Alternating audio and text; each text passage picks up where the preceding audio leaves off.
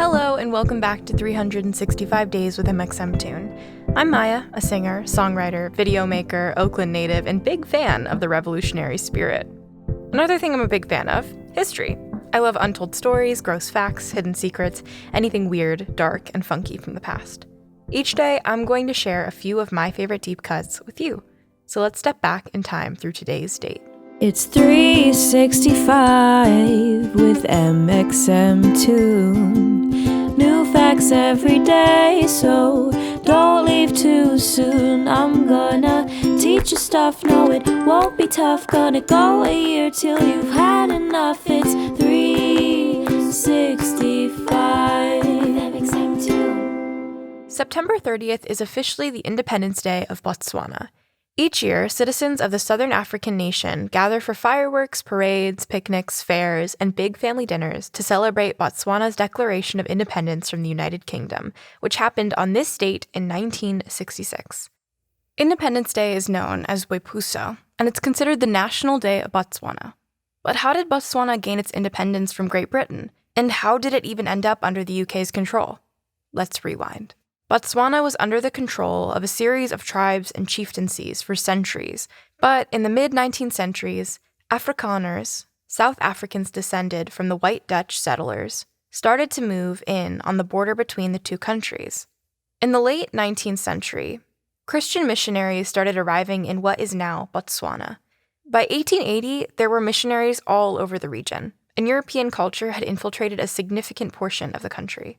One group of missionaries responsible for this new spread of Christianity was the London Missionary Society, which established missions in many African countries.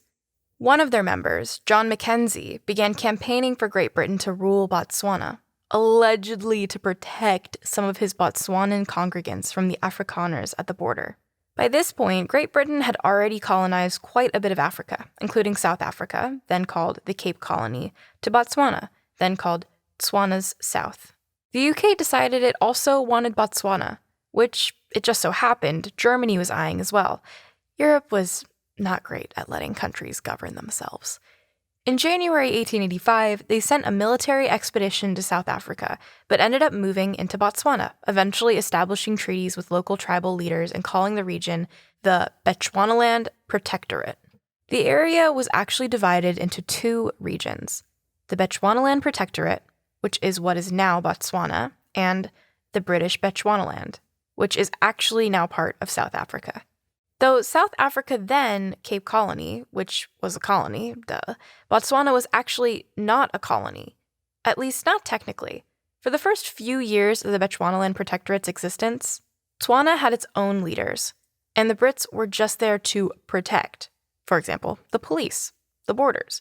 But anyone who knows anything about colonizers knows they do not like to cede power. And in 1891, Great Britain put the protectorate under the control of the British High Commissioner to South Africa, which essentially meant that the UK ran it, not the tribes. Very sneaky. Botswana did have its own leaders, even if they didn't have that much power.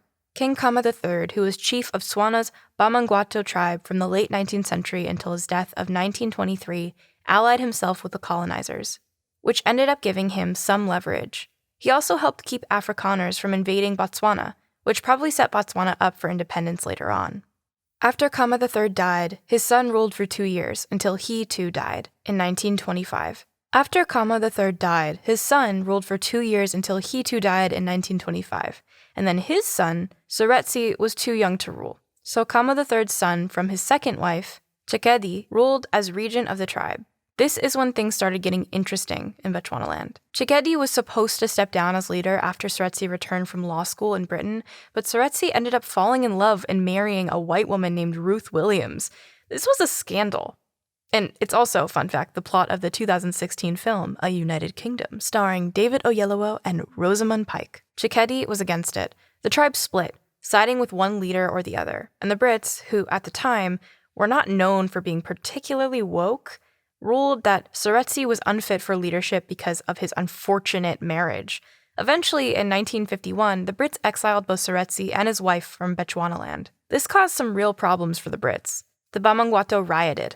The Brit rulers were accused of racism, can't imagine why. And in 1956, the Brits relented on the exile, so Seretse had to renounce the throne. By now, though, an independence movement from Botswana was beginning to simmer. Seretse decided to jump back into politics, founding the pro-independence group, the Bechuanaland Democratic Party. They ended up winning the 1965 elections, and Seretse became Prime Minister of Bechuanaland. Thanks to a new 1965 constitution and a few newly independent African nations located close to Bechuanaland, the United Kingdom allowed Botswana to gain independence on September 30th, 1966, with Seretse as its first president. Seretse died in 1980, but the Botswana Constitution stands to this day, and every year, on September 30th, Botswanans celebrate their self-rule.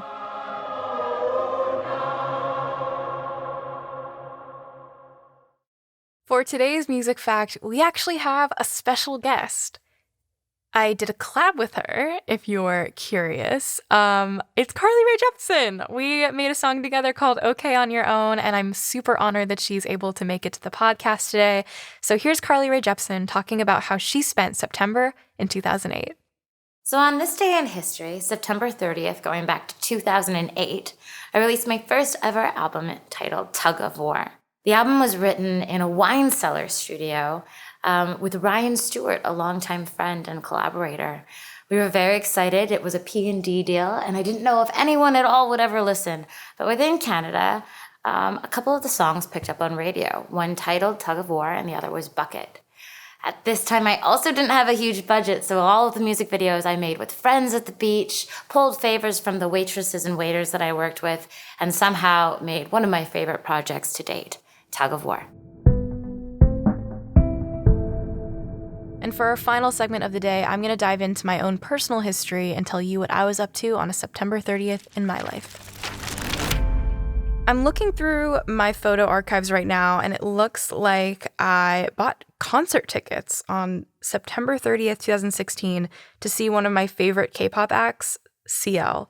And you probably know her from 21, which is one of the most well-known K-pop girl groups to ever exist, period. And she was performing at the Warfield in San Francisco. And so I convinced my mom to buy me tickets to see her when she came to the Bay Area. And I was like super stoked. My best friend Allie and I were over the moon. We were going with our friend Erin too. And oh my God, I just remember being so psyched. I hadn't gone to that many concerts, but going to a K-pop concert is like another experience entirely from going to a regular concert for, I guess, like an American artist. Because when you go to a K-pop concert, I feel like everybody is 10 times more organized and 10 times more hyped up too. So I got to see CL in the fall of 2016 and I was very excited. Yeah. And that wraps up this episode of 365 Days with mxmtoon. Thank you all so much for listening. Make sure you subscribe wherever you listen to podcasts and follow along at 365 Days mxmtoon on all platforms. I hope you like this episode, and I'll talk to you tomorrow. It's 365 with mxmtoon. New facts every day, so don't leave too soon. I'm gonna teach you stuff, no it won't be tough. Gonna go a year till you've had